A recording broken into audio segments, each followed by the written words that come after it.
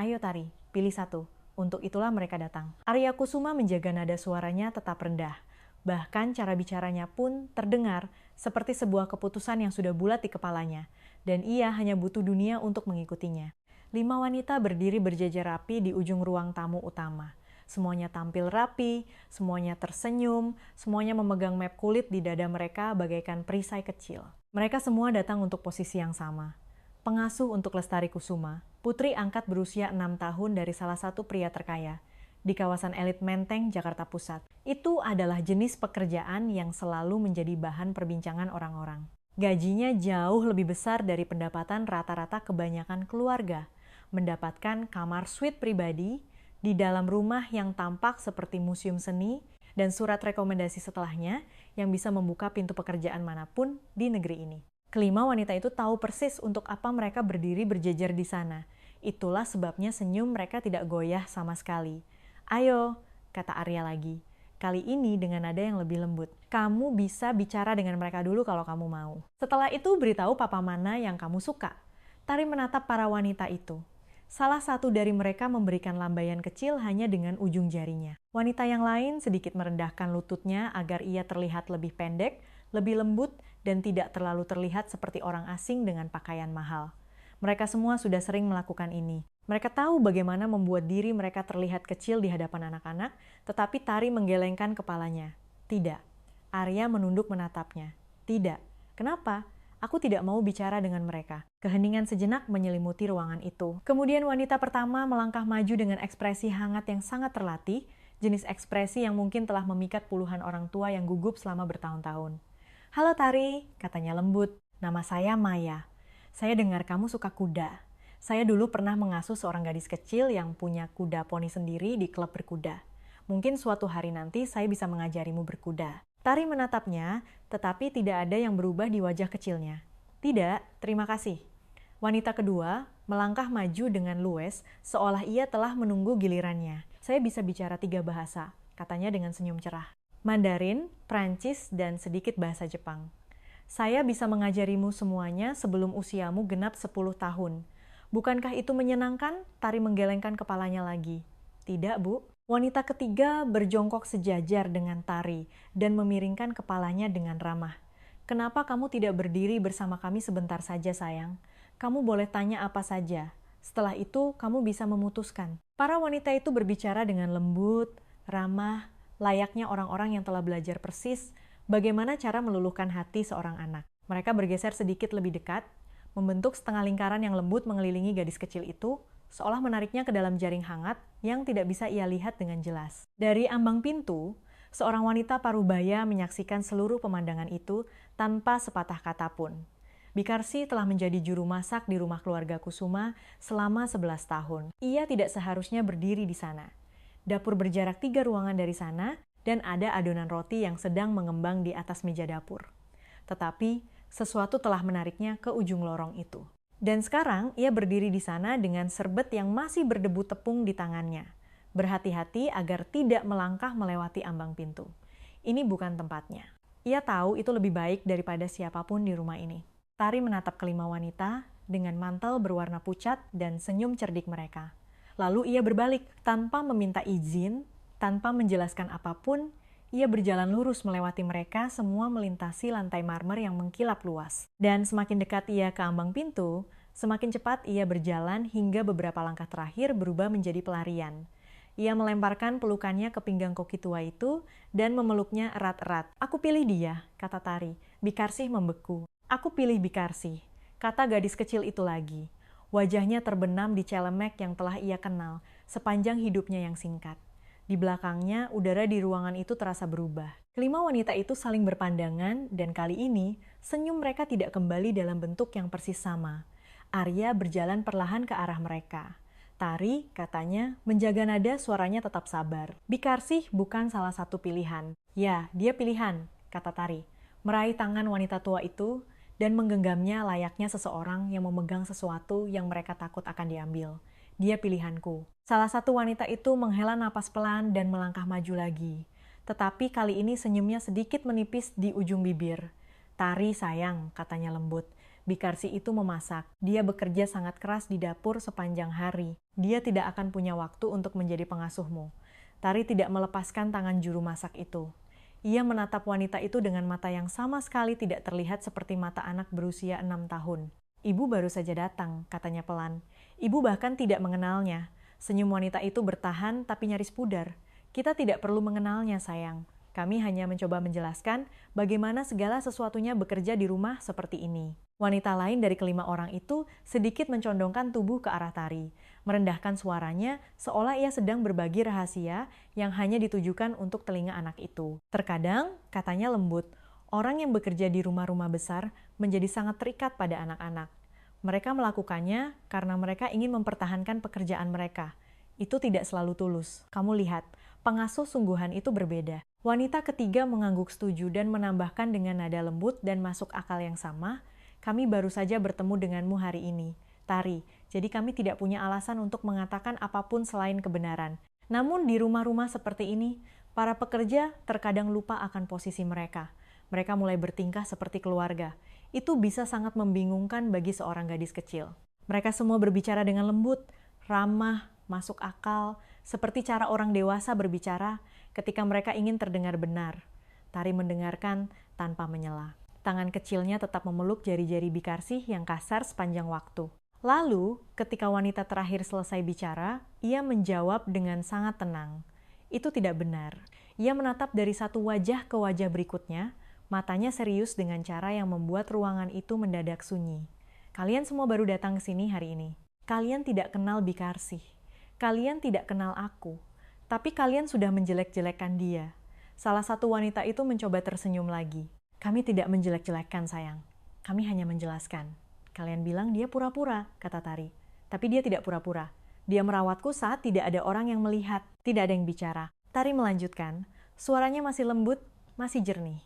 Waktu aku mimpi, buruk dan bangun sambil menangis, dia datang dan duduk menemaniku, padahal tidak ada yang menyuruhnya. Waktu aku tidak mau makan, dia membuatkanku serabi kecil berbentuk hewan. Dan tidak ada yang menyuruhnya melakukan itu juga. Waktu aku ketakutan saat hujan badai besar, dia diam di kamarku sampai pagi. Dia melakukan semua itu saat tidak ada yang membayarnya. Ia menatap kelima wanita itu lagi, dan ada sesuatu dalam tatapannya yang teguh yang membuat wanita-wanita berpenampilan rapi itu mulai merasa salah tingkah. Kalian baru saja datang, katanya. Dan kalian sudah memberitahuku bahwa dia berpura-pura dan lupa akan posisinya. Itu berarti kalian tidak mengatakan yang sebenarnya. Dan kalau kalian mengatakan hal buruk tentang seseorang yang bahkan tidak kalian kenal, maka nanti saat kalian bekerja di sini, mungkin kalian juga akan menjelek-jelekan aku atau menjelek-jelekan papaku. Dan mungkin kalian juga tidak akan mengatakan yang sebenarnya nanti. Arya Kusuma merasakan sesuatu bergerak diam-diam di dadanya saat mendengarnya. Ia melangkah ke ruangan itu dengan harapan bisa menyelesaikan masalah kecil dengan cara yang sama seperti ia menyelesaikan hal lainnya, dengan cepat dan tanpa komplikasi. Ia sama sekali tidak menyangka putrinya akan melucuti 5 tenaga profesional hanya dengan kebenaran yang sederhana. Tari meremas tangan Bikarsi. Aku tidak mau pengasuh yang suka berbohong, katanya. Aku mau pengasuh yang benar-benar merawatku. Salah satu wanita itu menegakkan tubuhnya, jelas-jelas merasa tersinggung sekarang. Bapak Kusuma, katanya, suaranya mulai mendingin. Anak ini masih terlalu kecil untuk memahami batasan profesional. Tari mendongak menatapnya dan menjawab dengan tenang. Aku mengerti siapa yang baik hati. Arya memejamkan mata sejenak, lalu membukanya lagi. Ketika ia berbicara, suaranya kembali ke nada biasanya, tenang namun tegas. Suara seorang pria yang mengambil alih kendali, percakapan yang telah melenceng ke arah yang tidak ia inginkan. Tari, katanya, Bikarsi adalah juru masak. Dia tidak dilatih sebagai pengasuh. Dia tidak bisa mengambil posisi ini. Kamu harus memilih satu dari kelima wanita yang papa bawa ke sini untuk. Tari tidak melepaskan tangan Bikarsi. Aku tidak mau memilih mereka, katanya. Kamu harus memilih, jawab Arya lembut, tetapi tanpa memberi ruang untuk bantahan. Papa beri waktu sampai besok pagi, tapi kamu harus memilih satu dari mereka. Tari mengangguk perlahan. Ia tidak beranjak dari Bikarsi. Ia hanya mengatakan satu hal lagi, sangat pelan, hampir kepada dirinya sendiri. Aku sudah memilih orang yang selalu tinggal menemaniku. Kelima wanita itu saling berpandangan cukup lama. Kenyamanan apapun yang ada di ruangan itu saat mereka tiba, kini telah lenyap. Karsi akhirnya menemukan suaranya. Meskipun suaranya keluar nyaris, tidak terdengar lebih dari bisikan. Tari, nak, gumamnya, membungkuk sehingga mulutnya berada di dekat telinga anak itu. Kamu tidak boleh bicara seperti itu. Itu tidak pantas. Papamu tahu apa yang terbaik. Tetapi Tari menggelengkan kepalanya di celemek wanita tua itu, keras kepala bagaikan musim kemarau yang panjang. Dan dari seberang ruangan, Arya mengawasi juru masak yang telah ia pekerjakan selama 11 tahun itu, seorang wanita yang wajahnya hampir tidak bisa ia deskripsikan 1 jam yang lalu, memegang putrinya seolah anak itu terbuat dari kaca sekaligus emas. Ia menyadari, dengan rasa terkejutnya sendiri yang hening, bahwa ia tidak bisa berpaling. Kelima wanita itu merapikan map mereka. Tidak ada lagi yang bisa dilakukan sore itu, dan mereka terlalu berpengalaman untuk terus memaksa masuk ke pintu yang tertutup. Satu persatu, mereka berterima kasih kepada Bapak Kusuma, mengatakan kepadanya bahwa mereka menantikan keputusannya dan membiarkan diri mereka diantar ke lorong depan tempat mantel mereka menunggu. Suara sepatu hak tinggi mereka bergemerincing pelan melintasi marmer, dan kemudian pintu kayu jati yang berat tertutup di belakang mereka, dan rumah itu kembali sunyi. Arya berbalik dan mendapati Karsi sudah mencoba menyelinap pergi ke arah dapur, tangan Tari masih terkunci di tangannya. "Bikarsih," katanya. Karsi berhenti dan berbalik, menundukkan pandangannya seperti yang dilakukan para pekerja ketika majikan menyapa mereka secara langsung. "Iya, Pak. Tolong kembali ke tugas Bibi untuk saat ini." Suaranya terdengar datar dan profesional, suara yang ia gunakan untuk memberi instruksi, dan tolong jangan memberi harapan pada anak itu tentang sesuatu yang tidak akan terjadi. Karsih mengerti persis apa maksudnya. Jangan biarkan dia percaya ini mungkin. Jangan membuat hari esok menjadi lebih sulit dari yang sudah ada. "Baik, Pak," katanya pelan. Tapi Tari menatap papanya dengan tatapan teguh khas dirinya. "Dia tidak memberiku harapan," katanya. "Aku memutuskannya sendiri." Arya berjongkok agar posisinya sejajar dengan putrinya, sesuatu yang jarang ia lakukan. "Tari, Papa tahu kamu menyayangi Bikarsih. Papa tidak memintamu berhenti menyayanginya. Papa hanya memintamu untuk bersikap masuk akal. Dia sudah punya pekerjaan. Dia memasak untuk seluruh isi rumah. Pengasuh adalah pekerjaan yang berbeda." "Kenapa berbeda?" Arya membuka mulutnya, lalu menyadari bahwa ia tidak memiliki jawaban yang siap diucapkan. "Karena memang begitulah cara sebuah rumah tangga bekerja," katanya akhirnya. "Setiap orang punya posisinya sendiri." Tari mempertimbangkan hal ini dengan keseriusan yang selalu ia berikan pada hal-hal yang tidak masuk akal baginya. "Tapi dulu aku tidak tinggal di sini," katanya. "Aku tinggal di tempat lain bersama keluarga yang berbeda, dan kemudian aku datang ke sini dan sekarang ini adalah posisiku. Jadi orang bisa bertukar posisi. Itu artinya Bikarsih juga bisa bertukar posisi." Arya telah membangun karier dengan memenangkan berbagai perdebatan. Ia telah duduk berhadapan dengan pria-pria yang mengelola bank dan memimpin berbagai kota, dan ia jarang sekali pergi sebagai pihak yang kalah. Namun ada sesuatu tentang logika lugas seorang anak berusia 6 tahun yang tidak menyisakan celah, tidak ada sudut, tidak ada ruang untuk didorong balik. Ia berdiri perlahan, naik ke atas, dan cuci tanganmu untuk makan malam, katanya. "Kita bicara lagi besok." Tari mengangguk. Ia akhirnya melepaskan tangan Karsih. Namun di ambang pintu, ia berbalik. "Aku tetap memilih Bikarsih," umumkannya. Dan kemudian ia berlari menaiki tangga 2 langkah sekaligus. Ketika suara langkah kaki kecil itu memudar, Karsih menghela napas yang sepertinya telah ia tahan selama 1 jam. "Maafkan saya, Pak," katanya. "Saya tidak pernah mengatakan sepatah kata pun kepadanya tentang semua ini. Saya tidak akan pernah memasukkan gagasan seperti itu ke kepalanya. Saya tahu posisi saya di rumah ini." "Saya tahu," kata Arya. Dan ia memang tahu. Itu hampir menjadi bagian yang paling aneh. Ia menatap wanita yang berdiri di depannya. Rambut berubannya dijepit ke belakang. Motif bunga masih terlihat di bagian depan celemeknya. Tangan yang jelas telah bekerja keras untuk waktu yang sangat lama. "Sudah berapa lama Bibi bekerja bersama kami?" 11 tahun musim hujan yang lalu, Pak, sejak sebelum Nontari datang. Dan sebelum itu, saya memasak untuk sebuah keluarga di Surabaya selama 9 tahun. Dan sebelum itu lagi, di dapur hotel di Bandung saat saya masih muda, ia mengatakannya dengan sederhana tanpa rasa bangga atau permintaan maaf, layaknya seseorang yang menyatakan fakta tentang kehidupan yang telah mereka jalani. Arya mengangguk, ia hampir membiarkan percakapan itu berakhir di sana. Itu akan menjadi hal yang mudah. Sebaliknya, ia mendengar Caliha Karsiha, Caldiha, Caldidemam, para musim hujan lalu, apa Bibi yang menemaninya? Sesuatu berkedip di wajah Karsih. Iya, Pak. Itu bukan tugas Bibi. Bukan, Pak. Lalu kenapa Bibi melakukannya? Karsih ragu-ragu. Dan untuk pertama kalinya, Arya melihat bahwa ia tidak ingin menjawab. Pertanyaan-pertanyaan lain telah ia jawab tanpa jeda. Tetapi yang satu ini ia tahan sejenak, seolah ada harga yang harus dibayar untuk mengucapkannya keras-keras. Akhirnya, ia menjawab, karena tidak ada anak yang pantas terbangun sakit dan ketakutan dalam kegelapan tanpa ada siapapun di sana. Ia merapikan celemeknya dengan kedua tangannya, sebuah gerakan gugup yang kecil. Saya dulu juga punya anak kecil, Pak. Dulu sekali. Dia tidak sempat tumbuh dewasa. Setelah itu, saya hanya memasak dan menyendiri, serta mencoba untuk tidak terlalu memikirkannya. Tetapi, melihat anak yang sakit menangis di malam hari. Yah, ada hal-hal yang tidak bisa Anda abaikan begitu saja. Kata-kata itu mengendap di lorong lebar tersebut dan tidak bergerak. Arya berdiri mematung. Ia telah menanyakan hal itu, mengharapkan jawaban singkat dan mengelak jenis yang selalu diberikan oleh para pekerja. Alih-alih, ia disodori sesuatu yang mentah dan nyata, dan ia tidak tahu persis apa yang harus dilakukan dengan bobot kebenaran tersebut. Terima kasih, Bi Karsih, katanya pelan. Cukup itu saja untuk sekarang. Malam itu, rumah keluarga Kusuma terasa lebih besar dari biasanya.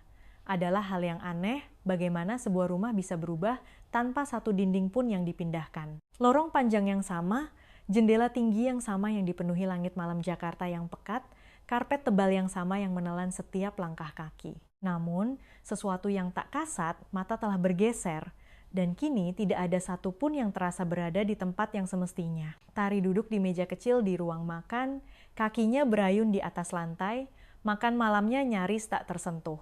Koki yang bertugas malam itu telah menyiapkan ayam panggang, potongan wortel bermentega, dan nasi hangat, jenis makanan yang dimaksudkan untuk menyamankan seorang anak. Tari mendorong sepotong wortel perlahan-lahan melintasi piringnya dengan gigi garpunya. Non belum makan apa-apa, kata kepala pelayan, Ibu Darmi, yang telah bekerja di rumah-rumah mewah selama 30 tahun dan tahu saat ada sesuatu yang salah di salah satunya. Aku tidak terlalu lapar, kata Tari. Dari ambang pintu, Karsih memperhatikan dengan diam. Sebuah serbet terlipat di lengannya. Ia tidak seharusnya berada di sana selama waktu makan malam. Itu bukan bagian dari tugasnya. Tetapi ia perhatikan anak itu hampir tidak makan apa-apa saat makan siang, dan sesuatu di dalam dirinya tidak mengizinkannya untuk tetap berada di dapur. Arya masuk beberapa menit kemudian, melonggarkan dasinya. Ia telah menghabiskan sore harinya dengan panggilan telepon tentang angka-angka yang cukup besar untuk menggerakkan pasar saham, percakapan yang ia pahami sepenuhnya. Namun ketika ia melihat Tari di meja, kecil dan pendiam serta tidak makan, rasa tidak nyaman yang asing itu kembali muncul, rasa yang sama seperti yang ia rasakan di ruang tamu utama. Berapa banyak yang sudah dia makan? Tanyanya. Belum banyak, Pak, jawab Ibu Darmi hati-hati. Arya menarik kursi di seberang putrinya dan duduk. Tari, kamu harus makan. Aku tidak lapar, katanya lagi. Arya menatapnya sejenak. Apa ini karena kejadian tadi sore? Tari menunduk menatap piringnya dan tidak mengatakan apa-apa. Dalam bisnis, keheningan adalah alat yang ia gunakan dengan keahlian tingkat tinggi. Bersama Tari, keheningan terasa seperti tembok yang sama sekali, tidak tahu bagaimana cara memanjatnya. Tidak makan, tidak akan mengubah keputusan Papa, katanya tenang. Tari mendongak saat itu. Matanya tidak marah, tidak pula menangis. Matanya hanya tampak teguh. Aku tahu, lalu kenapa kamu tidak makan? Tari memikirkan pertanyaan itu seperti ia memikirkan segalanya. Dengan serius, membaliknya di kepala sebelum berbicara. Karena ketika tidak ada yang mau mendengarkanku, perutku rasanya tertutup. Ibu Darmi tiba-tiba menemukan sesuatu pada peralatan peraknya yang membutuhkan perhatian penuhnya. Arya tidak punya jawaban untuk itu. Setelah beberapa saat, Tari mengambil garpunya dan menggigit sedikit, seolah ia mengerti bahwa ini adalah satu-satunya bagian dari situasi yang bisa ia kendalikan. Apakah ia makan atau tidak, tidur atau tidak, mengubah pikirannya atau tidak. Belakangan, setelah ia mandi, Karsih naik untuk membantu Tari bersiap tidur, meskipun tidak ada yang memintanya. Ia melipat selimut dan memeriksa suhu ruangan karena kebiasaan yang sudah lama. Bibi tidak perlu melakukan ini, kata Karsih lembut saat Tari naik ke balik selimut. Salah satu nyonya pengasuh yang baru bisa menidurkanmu besok. Aku tidak mau nyonya pengasuh yang baru besok, kata Tari, memeluk boneka kelinci usangnya di dadanya. Karsih menghela napas. Papamu berpikir mereka lebih pantas, nak. Tari mempertimbangkan kata itu. Pantas berarti mereka terlihat benar bagi papa, katanya. Bukan berarti mereka merawatku. Karsih terdiam, tangan yang memegang selimut tertahan setengah terlipat. Dari mana kamu belajar bicara seperti itu? Aku mendengarkan saat orang dewasa bicara, jawab tari polos. Mereka cuma mengira aku tidak mengerti. Karsih nyaris tersenyum, tetapi senyum itu memudar sebelum sempat mekar sepenuhnya. Ia duduk perlahan di tepi tempat tidur. Tari menatapnya dengan mata yang waspada itu. Bi Karsih, katanya, kalau aku memilih Bibi besok dan papa bilang tidak lagi, apa Bibi akan tetap ada di sini? Bibi bekerja di sini, nak. Jadi ya, Bibi akan tetap di sini. Bukan itu maksudku. Suara Tari kini sangat kecil. Maksudku, apa Bibi akan tetap menjadi milikku? Pertanyaan itu begitu sunyi, begitu berhati-hati, hingga terasa seperti sesuatu yang rapuh sedang diletakkan di tangan wanita tua itu. Karsih terdiam untuk waktu yang lama. Bibi belum pernah menjadi milik siapapun, katanya pada akhirnya. Dalam waktu yang sangat lama. Bibi bisa menjadi milikku, kata Tari. Dan aku bisa menjadi milik Bibi. Karsih memejamkan matanya sejenak. Tari, katanya. Suaranya berat tapi terkendali. Orang seperti Bibi biasanya tidak mendapat kesempatan untuk menjadi milik orang sepertimu. Dunia ini memang dibangun seperti itu. Tari mengerutkan kening menatap langit-langit. Itu aturan yang jelek. Iya, kata Karsih pelan, membelai rambut anak itu. Terkadang memang begitu. Ketika Tari akhirnya tertidur, Arya naik ke kamarnya. Ia biasanya tidak mengurus rutinitas tidur. Itu selalu menjadi tanggung jawab orang lain. Tetapi malam ini, ia berdiri di ambang pintu sejenak di bawah cahaya lembut lampu lorong, memperhatikan siluet putrinya di bawah selimut. Kelinci terselip di bawah lengannya. Di kursi di samping tempat tidur, duduk Karsih, sebuah buku tertutup di pangkuannya, sekadar berjaga seperti yang dilakukan seseorang ketika mereka tidak sampai hati untuk pergi. Bi Karsih, katanya lembut. Karsih langsung berdiri. Oh maaf pak, dia tadi gelisah. Saya hanya bermaksud. Bibi tidak perlu berdiri setiap kali saya masuk ke ruangan, kata Arya. Suaranya keluar, lebih terdengar lelah daripada memberi perintah. Karsih ragu. Saya tidak yakin saya tahu bagaimana cara untuk tidak melakukannya, Pak. Arya bersandar di kusen pintu dan menatap putrinya yang tertidur untuk waktu yang lama. Tadi siang, katanya pelan. Saya pikir dia membuat keputusan emosional, keputusan anak-anak, jenis keputusan yang Anda abaikan, sampai mereka melupakannya sendiri. Karsih tidak mengatakan apa-apa. Tapi saya memikirkannya sepanjang malam, lanjutnya, dan saya rasa itu sama sekali bukan emosional. Saya rasa dia sangat praktis. Dia memilih orang yang hadir. Orang yang tinggal saat dia sakit, yang sadar saat dia tidak mau makan, yang datang saat dia ketakutan dalam gelap. Ia berhenti sejenak. Itu bukan anak kecil yang bertingkah konyol. Itu adalah anak kecil yang tahu mana yang benar. Karsih menunduk menatap buku di tangannya. Anak-anak selalu tahu siapa yang benar-benar hadir, Pak, katanya. Mereka belum punya semua kosakata untuk mengucapkannya, tapi mereka selalu tahu. Arya terdiam beberapa saat. Lalu, ia mengatakan sesuatu yang mengejutkan dirinya sendiri. Waktu saya masih anak-anak seumurannya, saya punya pengasuh. Namanya Mbak Ningsih. Dia yang membesarkan saya, sungguh, lebih dari orang tua saya. Mereka selalu bepergian, selalu ada acara sosial. Mbak Ningsih yang selalu ada. Ia berhenti. Waktu saya berumur 11 tahun, ayah saya memutuskan saya sudah terlalu besar untuk butuh pengasuh. Saya pulang sekolah suatu hari, dan dia tiba-tiba sudah pergi. Tidak ada ucapan perpisahan, tidak ada penjelasan. Memang begitulah cara kerja di rumah kami. Mata Karsih terangkat menatap wajahnya. Saya ikut menyesal, Pak. Itu hal yang berat untuk seorang anak. Saya tidak memahaminya waktu itu, katanya. Saya rasa saya memahaminya sekarang. Ia menatap Tari. Saya belajar hari itu bahwa orang-orang yang mencintai Anda di rumah seperti ini dianggap sementara bisa diganti. Anda tidak boleh terlalu terikat karena keterikatan itu merepotkan. Rahangnya mengeras. Saya membangun seluruh hidup saya dengan garis batas yang jelas setelah itu. Jabatan, posisi, kontrak, semua orang pada tempatnya. Itu membuat saya sangat sukses. Itu cara yang bagus untuk menjalankan bisnis, Pak, kata Karsih lembut. Iya, Arya hampir tertawa. Tapi itu cara yang mengerikan untuk membesarkan anak. Keduanya berdiri dalam cahaya remang-remang. Pasangan yang tidak biasa, sang miliarder dan sang juru masak, keduanya menatap gadis kecil yang telah menggerakkan semua ini tanpa menaikkan nada suaranya sekalipun. Keesokan paginya, datang dengan sinar matahari cerah yang memantul di halaman rumput. Arya tidak tidur nyenyak. Ia berdiri di jendela ruang kerjanya dengan secangkir kopi yang terus lupa ia minum, menyaksikan tukang kebun menyapu sisa-sisa hujan dan embun dari jalan setapak di depan rumah. Ia terus teringat pada pertanyaan yang dijawab Kasih malam sebelumnya, karena tidak ada anak yang pantas terbangun sakit dan ketakutan dalam kegelapan tanpa ada siapapun di sana. Ia telah membangun kekayaannya dengan definisi yang jelas. Jabatan itu penting, posisi itu penting, batasan itu penting. Jika semua orang tetap pada peran mereka, seluruh mesin akan berjalan lancar. Namun Tari tidak mengerti tentang batasan. Ia mengerti tentang kehadiran. Dan Arya mulai curiga bahwa dalam masalah khusus ini, anak 6 tahunnya memiliki pandangan dunia yang lebih jernih daripada dirinya. Pukul 7.30, Ibu Darmi mengetuk ringan pintu ruang kerjanya. "Selamat pagi, Pak. Para kandidat sudah tiba lagi." Tentu saja sudah. Orang profesional selalu tepat waktu saat ada kesempatan terbuka. "Saya akan turun sebentar lagi," kata Arya. Di lantai atas, Karsi sedang duduk di tepi tempat tidur Tari, menyisir rambut anak itu menjadi 2 bagian yang rapi sebelum mengepangnya. "Bibi tidak perlu mengepangnya terlalu kencang," kata Tari.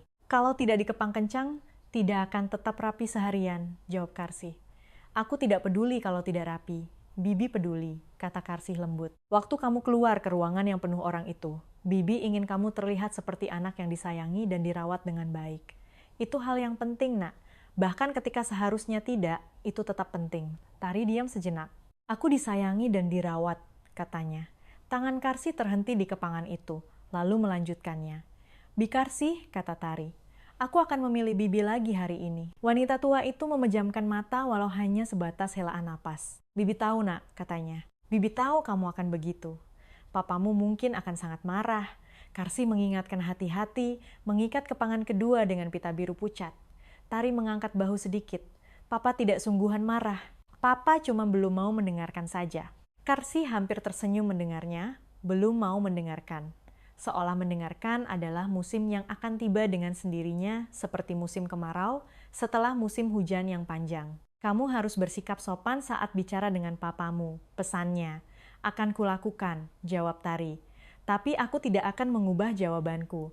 Karsi memutar bahu anak itu dengan lembut sehingga mereka berhadapan. "Kenapa kamu begitu yakin?" tanyanya pelan. Ia benar-benar ingin tahu. Ia telah menghabiskan 11 tahun di rumah ini, mengajari dirinya sendiri untuk tidak menginginkan apapun. Dan sekarang anak 6 tahun sedang membongkar semua pekerjaan kehati-hatian itu dalam 1 minggu. Tari menatapnya seolah jawabannya adalah hal yang paling sederhana di dunia, karena Bibi memilih untuk tinggal. Karsi merasakan sesuatu hancur sekaligus utuh kembali di dalam dadanya. Di lantai bawah, Arya berdiri di dekat perapian hiasan yang dingin saat Tari masuk ke ruangan. Kelima wanita itu kali ini duduk, map mereka tertata di meja rendah di depan mereka. Mereka berdiri saat anak itu masuk, senyum sudah bersiap. Karsih tidak masuk sepenuhnya. Ia berhenti di ambang pintu tempat para pekerja biasa berdiri, bukan tempat untuk anggota keluarga. Cukup dekat agar Tari bisa melihatnya, tetapi tidak lebih dekat dari itu. "Selamat pagi, Tari," sapa wanita pertama dengan ceria. "Apa tidurmu nyenyak semalam? Apa kamu sudah memikirkan semua yang kita bicarakan?" "Iya, Bu," kata Tari sopan. "Saya sudah memikirkannya."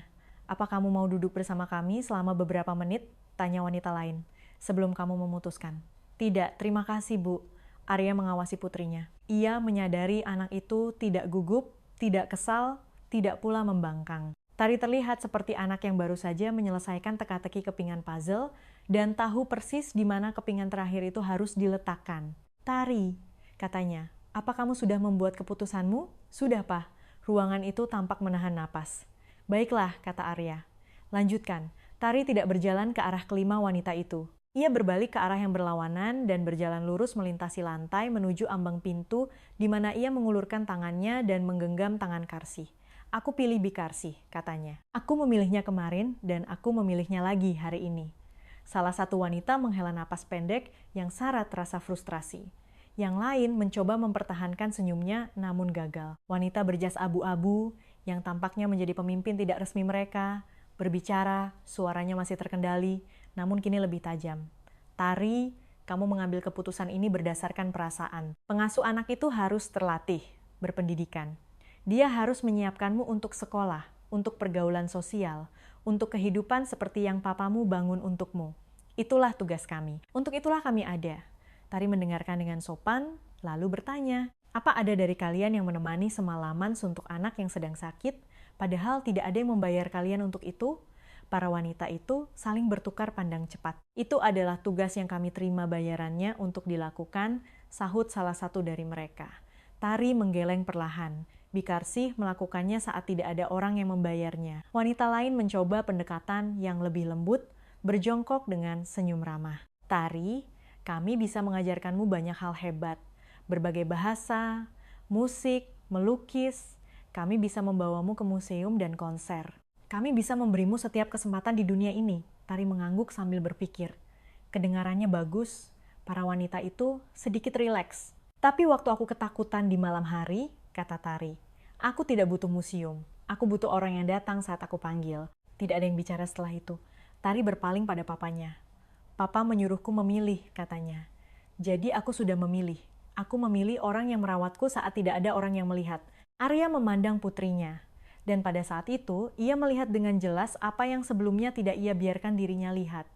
Tari tidak sedang memilih antara 5 pengasuh berprestasi dan seorang juru masak. Ia memilih antara 5 orang asing dan satu-satunya orang di seluruh rumah ini yang tidak pernah meninggalkannya sendirian saat ia ketakutan. Bisakah kalian tinggalkan kami sebentar, tolong? Katanya pada kelima wanita itu. Mereka berdiri, merapikan map mereka, dan berjalan keluar dengan ekspresi sopan yang tidak mencapai mata mereka. Wanita berjas abu-abu berhenti di pintu. Bapak Kusuma. Katanya pelan. Kalau saya boleh bicara jujur, anak yang belajar bahwa dia bisa mengesampingkan keputusan ayahnya dengan menahan napas dan bersikeras, akan belajar untuk mengesampingkan banyak hal lain juga ke depannya. Kami sering melihatnya di rumah-rumah seperti ini. Para staf menjadi terlalu penting. Batasannya mengabur. Pada akhirnya, itu tidak memberikan keuntungan apa-apa bagi si anak. Arya menatapnya untuk waktu yang lama. Terima kasih atas waktu Anda, jawabnya. Itu bukanlah sebuah jawaban. Dan wanita itu tahu itu. Ia menundukkan kepala dan pergi. Ketika pintu depan ditutup, hanya tersisa 3 orang di ruangan yang luas dan sunyi itu. Arya berjalan perlahan ke meja rendah, di mana para wanita itu tak meninggalkan apapun kecuali sedikit bekas map mereka di permukaan meja. Ia berbalik menghadap Karsih, yang berdiri mematung di ambang pintu dengan tangan Tari dalam genggamannya. Tari, katanya, duduklah di sofa sebentar. Papa perlu bicara dengan Bikarsih. Tari patuh naik ke sofa panjang sambil membawa boneka kelincinya, matanya bergerak waspada di antara kedua orang dewasa itu, tak melewatkan apapun. Bikarsih, kata Arya. Saya akan menanyakan sesuatu kepada Bibi, dan kali ini saya butuh jawaban yang sebenarnya. Bukan jawaban yang hati-hati, bukan jawaban yang Bibi pikir ingin saya dengar. Kedua belah tangan Karsih terlipat di depan celemeknya. Iya, Pak. Kalau saya menawarkan posisi ini secara resmi, pengasuh Tari dengan tanggung jawab penuh atas dirinya, apa Bibi akan menerimanya? Mata Karsih membelalak. Pak, saya rasa itu kurang pantas. Saya hanya koki. Saya tidak punya pelatihan apa-apa.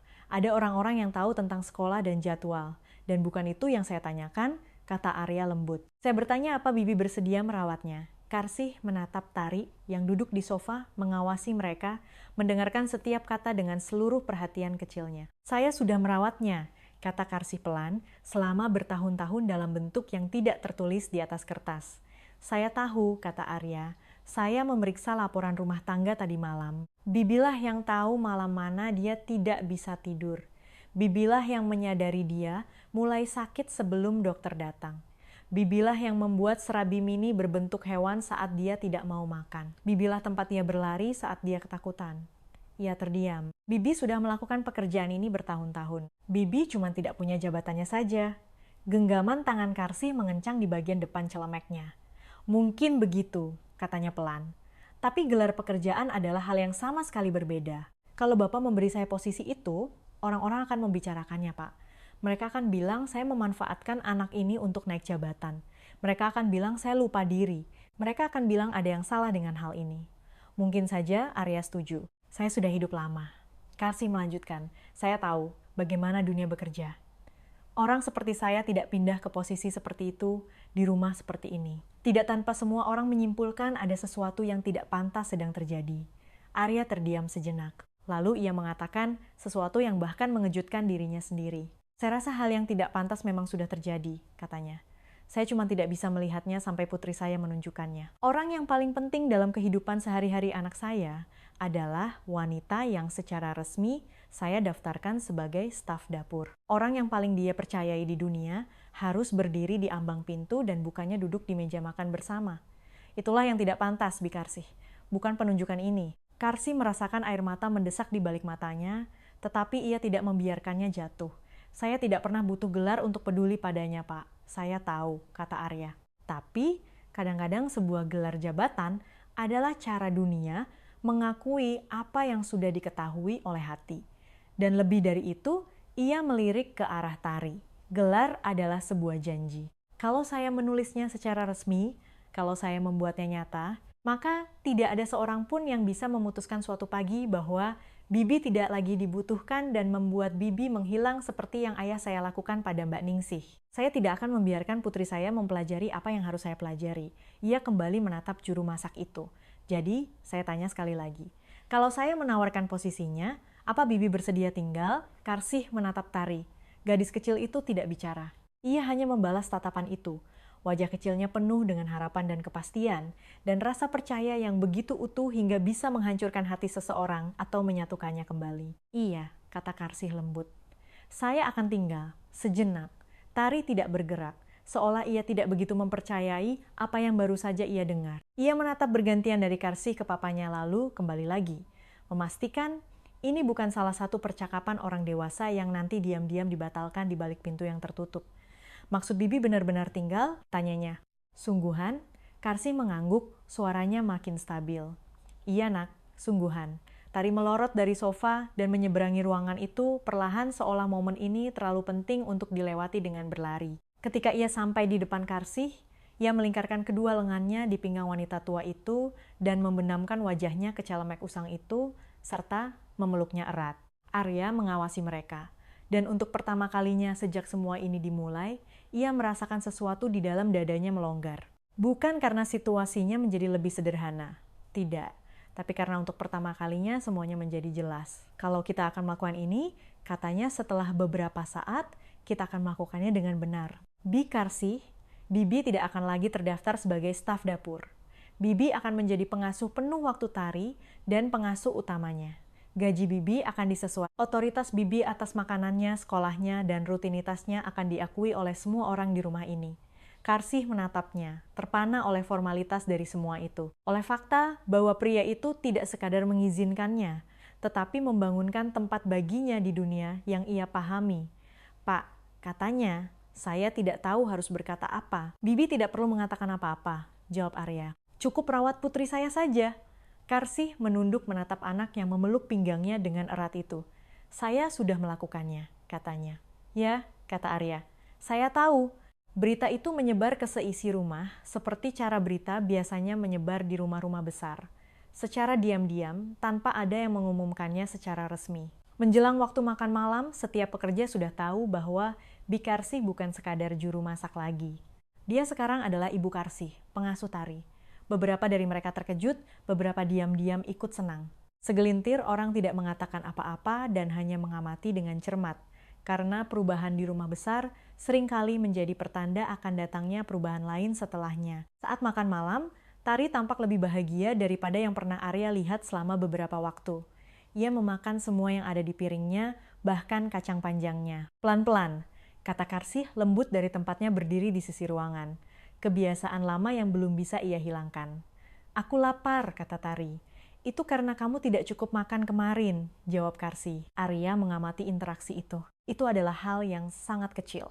Cara Karsih berbicara dengan putrinya. Bukan ada hati-hati seorang karyawan yang menyapa anak majikannya, melainkan wibawa luas dari seseorang yang punya hak untuk peduli apakah anak itu memakan sayurannya atau tidak. Bi Karsih, panggil Tari tiba-tiba.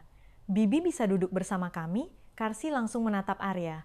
Ia tidak bergerak sampai Arya mengangguk. Kemudian ia menyeberang ke ujung meja panjang dan duduk di ujung tepi kursi, punggungnya tegak lurus, tangannya terlipat seolah-olah ia bisa diminta untuk berdiri lagi kapan saja. Tari mendorong keranjang, berisi roti ke arahnya. Bibi juga harus makan. Karsih mengambil satu potong roti kecil. Terima kasih nak. Selama beberapa menit mereka makan dalam diam. Tapi kesunyian itu terasa berbeda dari malam-malam sebelumnya. Tidak terlalu kosong, tidak terlalu kaku. Seakan-akan ruangan itu sendiri sedang perlahan-lahan mempelajari bentuk penataan yang baru.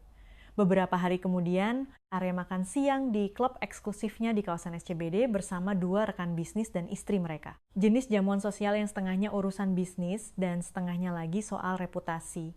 Jenis acara yang penting dengan cara yang tak pernah ditulis orang. Di suatu waktu antara hidangan kedua dan kopi, salah satu pria itu bertanya dengan santai. "Jadi saya dengar Anda sedang mencari pengasuh baru. Sudah dapat yang bagus?"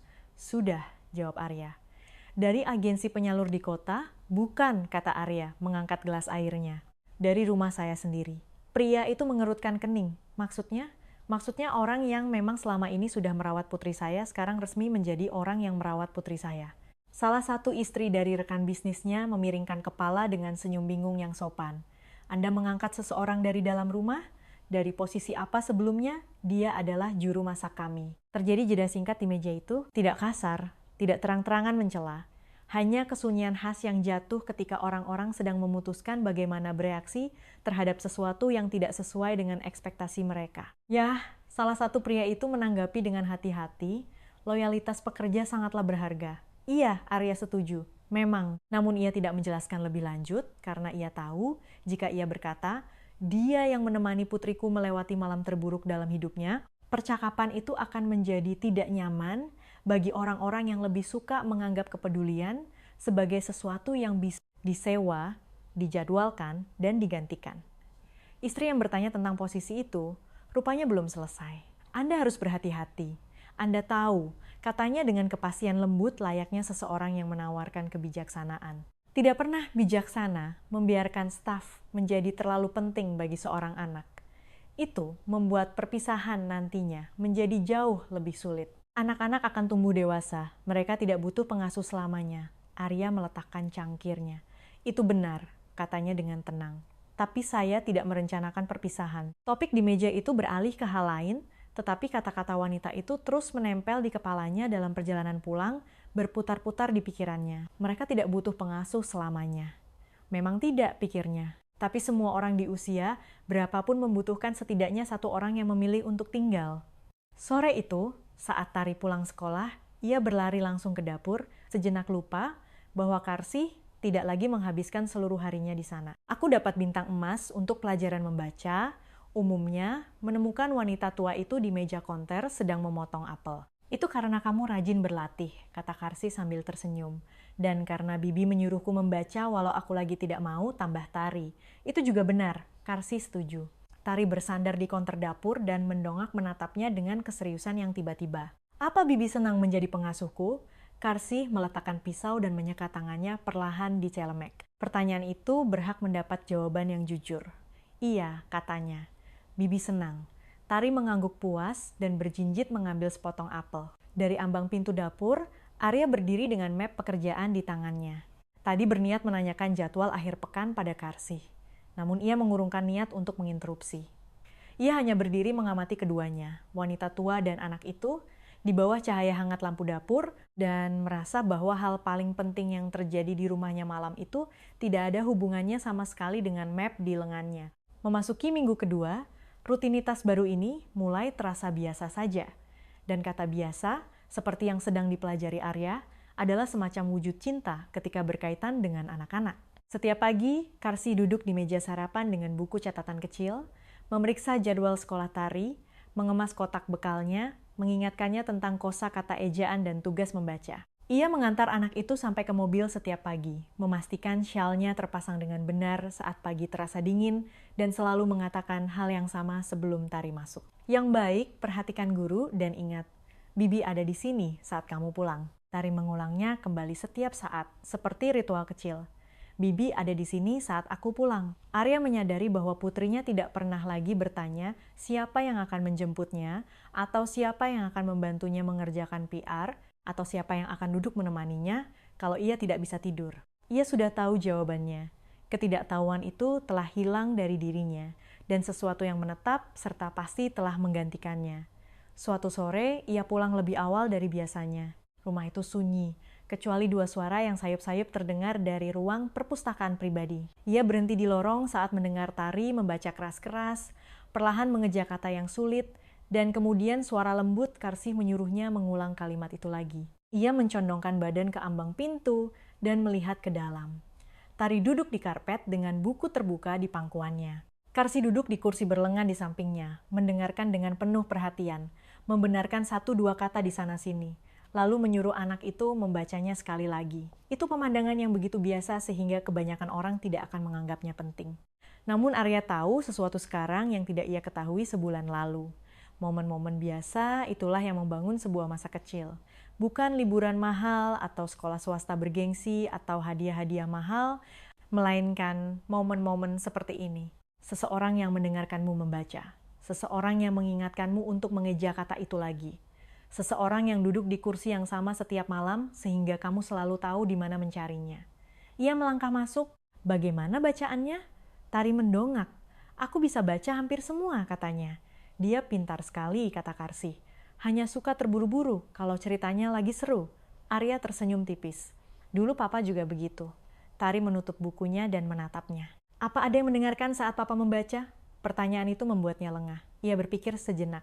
Pengasuh papa mendengarkan. Mbak Ningsih. Dia biasa duduk di kursi yang mirip seperti ini dan mendengarkan papa membaca setiap malam. Apa yang terjadi padanya waktu itu? Tanya Tari pelan, walau ia sudah tahu jawabannya. Kakekmu memutuskan papa sudah terlalu besar untuk butuh pengasuh, jadi dia pergi. Apa papa sempat bilang selamat tinggal? Arya menggelengkan kepalanya. Tidak. Tari menunduk melihat bukunya, lalu kembali menatap papanya dengan sangat serius. Aku senang papa tidak menyuruh Karsih pergi.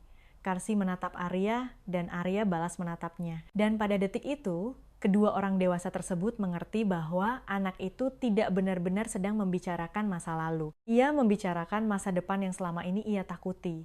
Masa depan di mana orang-orang yang kamu sayangi tiba-tiba lenyap tanpa penjelasan. Dan ia memberitahu mereka dengan caranya yang sederhana bahwa ketakutan itu kini sudah hilang. Larut malam itu, setelah Tari tertidur, terdengar ketukan pelan di pintu ruang kerja Arya. Masuk, katanya. Karsih melangkah tepat ke dalam. Tari sudah tidur, Pak. Saya ingin memberitahu Bapak, sebelum saya pergi istirahat, terima kasih. Arya ragu sejenak, lalu membalikan benda berbingkai di atas mejanya, agar Karsih bisa melihatnya. Itu adalah gambar buatan Tari. 3 sosok berpegangan tangan, yang diam-diam ia ambil dari pintu kulkas dapur dan ia bingkai. Saya pikir Bibi harus melihat ini. Karsih berjalan, menyeberangi ruangan, dan memegang bingkai itu dengan kedua tangan. Sosok tinggi dalam setelan jas hitam, sosok kecil dengan rambut kepang 2, dan wanita berbaju abu-abu di antara mereka memegang tangan keduanya. Ia pernah melihat gambar itu sebelumnya saat ditempel di kulkas, tetapi setelah dibingkai, gambar itu terlihat permanen diakui keberadaannya. Pak, katanya, tidak begitu yakin apa yang ingin ia sampaikan. Bolehkah saya bertanya sesuatu, Ibu Karsih? Arya bersandar di kursinya. Kenapa Bibi tetap tinggal malam itu, waktu demam itu? Saya pernah tanya dan Bibi cerita tentang putri Bibi sendiri, tapi pasti ada alasan lebih dari itu kan? Karsih terdiam lama, memegang bingkai itu. Waktu putri saya masih kecil, katanya akhirnya dia pernah sakit keras, dan saya harus bekerja. Saya tidak bisa mendampinginya. Seorang tetangga menjaganya, dan pada akhirnya anak saya sembuh. Bukan demam, itu yang mengambil nyawanya itu terjadi bertahun-tahun kemudian. Tapi saya tidak pernah melupakan raut wajahnya saat saya akhirnya pulang. Seakan dia telah menunggu dan tidak yakin apa akan ada orang yang pulang untuknya. Suaranya stabil, namun memendam beban bertahun-tahun di dalamnya. Jadi waktu Non Tari terbangun karena sakit dan menangis mencari seseorang, saya tidak bisa menjadi orang yang tidak datang. Tidak lagi, tidak akan pernah lagi. Arya terdiam. Lalu ia berkata dengan sangat pelan, "Terima kasih sudah menjadi orang yang datang.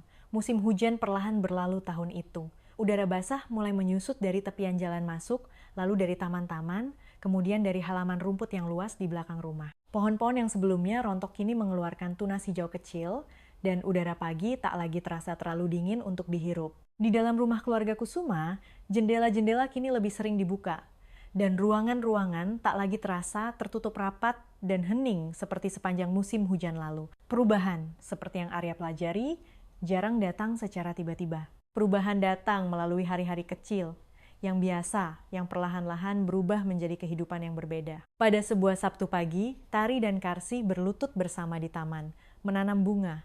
Tari mengenakan sarung tangan berkebun yang kebesaran, dan lututnya kotor terkena tanah. Tanahnya ditepuk pelan-pelan, kata Karsi, membimbing tangan kecil itu. Jangan terlalu keras atau tanamannya tidak punya ruang untuk bernapas. Nah, seperti itu, benar begitu. Semua makhluk hidup butuh ruang untuk bernapas. Arya mengawasi dari teras dengan secangkir kopi yang mulai dingin di tangannya. Ponselnya ada di dalam sakunya, penuh dengan pesan, data pasar, dan orang-orang yang menunggu keputusannya. Ia tidak masuk ke dalam. Ia berdiri dan mengamati putrinya tertawa melihat kotoran di sarung tangannya, dan mengamati Karsi pura-pura terlihat galak melihat bunga yang ditanam sedikit miring. Selama sebagian besar hidupnya, ia percaya bahwa menyediakan rumah yang mewah sama artinya dengan memberikan masa kecil yang bahagia. Ia sekarang tahu itu salah. Nanti saat sarapan, Tari mendongak dari piringnya. Papa ingat tidak waktu Papa menyuruhku milih pengasuh? Arya menurunkan korannya. Papa ingat. Papa kira kamu akan memilih satu dari 5 nyonya-nyonya itu. Memang, tapi aku memilih Bikarsih, kata Tari, seakan ini adalah fakta yang harus dicatat dengan benar dalam buku sejarah. Iya, kata Arya, kamu memang memilihnya. Itu adalah pilihan paling penting yang pernah kamu buat. Ia merasakan sesuatu mengencang dengan lembut di dadanya. Papa rasa kamu mungkin benar soal itu. Karsi sedikit berbalik di depan kompor, namun tidak menyela. Ia telah belajar bahwa momen-momen terpenting dalam sebuah keluarga seringkali terjadi dalam percakapan sunyi di meja makan dapur. Tari turun dari kursinya dan membawa selembar gambar baru. Gambarnya masih tentang 3 sosok yang saling berpegangan tangan tadi. Namun kini mereka berdiri di taman yang penuh bunga. Sosok tinggi itu masih mengenakan setelan jas. Sosok kecil itu masih dengan kepang duanya. Wanita di tengah masih mengenakan baju abu-abu. Namun kali ini, di atas mereka bertiga, Tari telah menggambar sebuah rumah kecil dengan satu kotak kuning berpendar di salah satu jendelanya. Cahaya apa itu? Tanya Arya. Itu artinya ada orang di rumah, jawab Tari.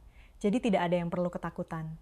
Arya memandangi gambar itu untuk waktu yang lama. Lalu ia melipat korannya dan menyingkirkannya sepenuhnya. Waktu Papa masih seumurmu, katanya pelan, Papa pikir rumah itu penting karena ukurannya besar, mahal, dan mengesankan. Papa pikir itulah yang membuat sebuah rumah menjadi rumah yang sukses. Ia memandang putrinya. Namun sebuah rumah hanya sukses kalau orang-orang di dalamnya merasa aman saat mereka tertidur dan merasa aman saat mereka bangun. Karsi membawakan sepiring roti panggang ke meja dan meletakkannya di antara mereka berdua. Itu sama seperti yang sering ibu saya katakan, gumam Karsi. Ibu bilang, anak tidak akan ingat seberapa besar rumahnya. Mereka akan ingat siapa yang ada di sana saat lampunya padam. Tari mengangguk serius, mengambil sepotong roti. Aku pasti akan ingat kalau Bikarsi tidak ada di sana. Malam itu, setelah anak itu tertidur, Arya berjalan menyusuri lorong dan berhenti di pintu kamar putrinya. Di dalam, Karsi duduk di kursi di sebelah ranjang dengan sebuah buku di pangkuannya dan lampu tidur yang bersinar lembut di sebelahnya, di titik yang persis sama di mana ia duduk pada malam saat Tari demam, jauh sebelum ada orang yang memberinya gelar jabatan baru. Ibu Karsi, panggil Arya pelan dari ambang pintu. Karsi mendongak.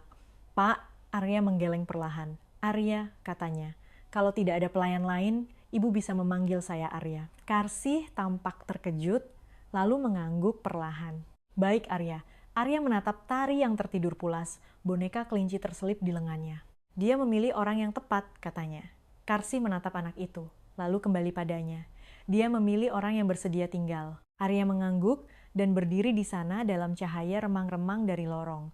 Dengan satu lampu kecil menyala di kamar anak, dan seorang gadis kecil tidur dengan aman di dalamnya. Arya Kusuma memahami sesuatu yang ia harap telah ia ketahui bertahun-tahun yang lalu. Beberapa orang dipekerjakan untuk sekadar bekerja di sebuah rumah tangga, dan beberapa orang lainnya, jika Anda memperhatikan dengan saksama, ternyata merupakan bagian dari rumah itu sendiri. Perbedaan di antara keduanya tidak pernah muncul dalam kontrak apapun, gaji berapapun, atau laporan apapun. Hal itu hanya muncul di kegelapan malam pada saat-saat terburuk, pada siapa yang datang saat seorang anak memanggil dan siapa yang tidak. Putrinya telah melihat perbedaan itu pada usia 6 tahun ketika 5 orang asing yang berprestasi berdiri berjajar sambil tersenyum. Dan ia melewati mereka semua menuju wanita tua di ambang pintu yang tidak pernah sekalipun meninggalkannya sendirian.